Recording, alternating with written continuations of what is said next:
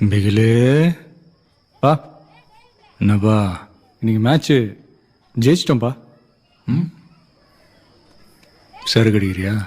ஐயோ வேணாம்ப்பா. அடிக்கிறேன்னு சொல்லி தான் பாரு. கொன்றுவேன். சும்மா அப்படி கேட்குற மாதிரி கேட்பேன். நீ வேணான்னு சொல்கிறப்ப அப்பனுக்கு ஒரு கெத்தியா? வா உட்கார். இருணுப்பா உட்காரியா. எனக்கு 12 வயசு இருக்கும்யா. எங்கள் அப்பா இதே மாதிரி குடிக்கிறியான்னு கேட்டான். கப்புன்னு வாங்கி குடிச்சு விட்டேன். இப்போ வரைக்கும் இதை விட முடியல.